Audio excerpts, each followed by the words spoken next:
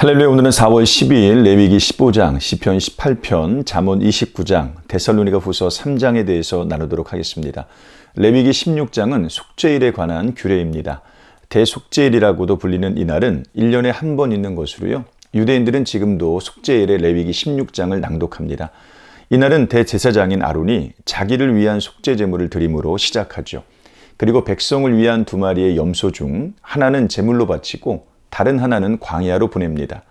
이때 광야로 보내는 염소에게는 아론이 안수를 하는데 이스라엘 자손의 모든 불의와 그 범한 모든 죄를 아뢰고 그 죄를 염소의 머리에 두기 위한 것입니다.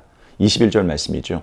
제물로 바쳐지는 염소는 이스라엘의 죄를 대신하여 죽음을 뜻하고요. 광야로 보내지는 염소는 이스라엘의 죄가 멀리 옮겨짐을 의미합니다. 속죄일은 예수 그리스도의 십자가로 완성됩니다. 그리스도는 우리를 위한 대속제물이 되십니다.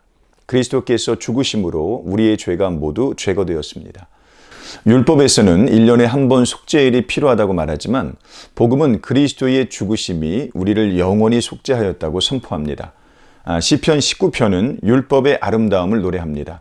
다윗은 먼저 온 세상이 하나님의 영광을 나타낸다고 찬양하죠.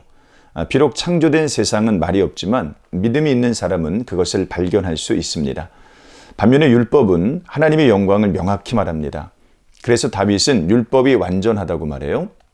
율법은 지혜롭게 할 만큼 선명하고 마음을 기쁘게 할 만큼 분명합니다.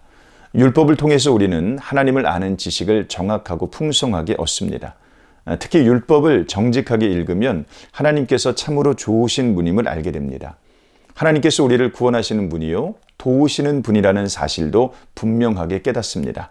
나의 반석이시요 나의 구속자이신 여호와여. 14절 말씀이죠. 잠언 30장은 아굴의 잠언입니다.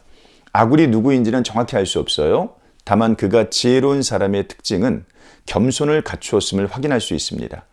나는 다른 사람에게 비하면 짐승이라 내게는 사람의 총명이 있지 아니하리라. 2절 말씀이죠. 아굴도 다윗처럼 하나님의 말씀을 사랑합니다. 하나님의 말씀이 완전함을 인정하죠. 하나님의 말씀은 다 순전하며 하나님은 그를 의지하는 자의 방패시니라. 5절 말씀입니다. 또한 그는 솔로몬이 그토록 말했던 부와 가난의 의미를 제대로 파악하고 있습니다. 나를 가난하게도 마옵시고 부하게 마옵시고. 그가 오로지 바라는 것은 하나님의 영광입니다. 그는 다윗처럼 자연을 보면서 하나님의 지혜를 파악할 줄 아는 신실한 성도였습니다. 거머리를 활용하여 탐욕을 경고하고요. 계미를 활용하여 부지런함을 권고합니다. 아굴의 잠언은 솔로몬의 잠언의 요약입니다. 디모데전서 1장은 다른 교훈을 가르치지 말고 영광의 복음을 바르게 가르칠 것을 권면합니다. 바울은 후배 목회자인 디모데를 위해 편지를 쓰죠. 가장 중요하게 말하고 싶은 것은 다음과 같습니다. 내가 마게도냐로 갈 때에 너를 권하여 에베소에 머물라 한 것은 어떤 사람들을 명하여 다른 교훈을 가르치지 말며. 3절 말씀입니다.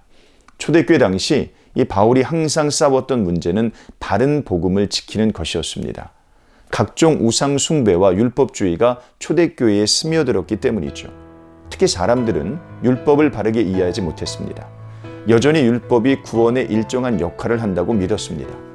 예수 그리스도를 믿는 믿음에 율법의 행위가 어느 정도 더해져야 한다고 믿은 것이죠. 바울은 디모데가 율법과 복음을 바르게 분별하기를 원했습니다. 그리고 오직 하나님께 맡기신 영광의 복음, 곧 우리 주 예수 그리스도의 교훈만을 바르게 가르치라고 권합니다. 모든 성경 안에서 복음을 찾는 일은 특별한 것이 아니라 당연한 것입니다.